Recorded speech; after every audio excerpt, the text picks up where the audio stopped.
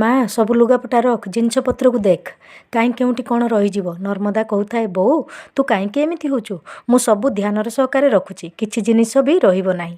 ସେପଟେ ବାପା ପାଟି କରୁଥାନ୍ତି, ଆରେ ତା ସାଙ୍ଗରେ ମିଶି ରଖାଥୁଆ କରିଦିଅ, କାଳେ ଝିଅଟି କ'ଣ ଛାଡ଼ି ଦେଇ କରି ଯିବ। ଆମେ କ'ଣ ଏତେ ଦୂର ଯାଇପାରିବା ବା ତାକୁ ସେଇ ଜିନିଷ ଦେଇ ଆସିପାରିବା? 4 ବର୍ଷରେ ଆସିଥିଲା ଝିଅଟି ବାପ ଘରକୁ, ଯେତେ ଯାହା ହେଲେ ବି ଝିଅଟିର ବାପ ଘର। ଝିଅ ଲୁହକୁ ଆଖି ଭିତରେ ଭର୍ତ୍ତି କରିଛି ସିନା ବାହାରକୁ ଆସିବାକୁ ଦେଉନି। ବାପା ମା' ଦୁହେଁ ଲାଗିଗଲେ ସବୁ ଯୋଗାଡ଼ ଯନ୍ତ୍ର କରିବାରେ, ବନ୍ଧାବନ୍ଧି କରିବାରେ। ସେପଟେ କିଏ କହୁଥାଏ, ଗାଡ଼ି ଆସିଗଲାଣି, ଯିବା ପାଇଁ ନର୍ମଦା ରେଡ଼ି। ମା' ଧୀର ଗଳାରେ କହକୁ ଚାପି ଝିଅକୁ ପଚାରିଲେ, ସବୁ ରଖିଲୁ ତ ମା', କିଛି ଛାଡ଼ି ଯାଇନୁ ତ? ଆତ୍ମାରୁ କଥାଟିଏ ବାହାରିଲା ଝିଅର, ବୋଉ ମୁଁ ତ ମୋ ଜୀବନର ଅମୂଲ୍ୟ ରତ୍ନ ଦୁଇଟି ଛାଡ଼ି ଯାଉଛି, ବାପା ଆଉ ତୁ। ସେଇ ଜିନିଷ ଆଗରେ ଏ ଜିନିଷ ସବୁ ତୁଚ୍ଛ।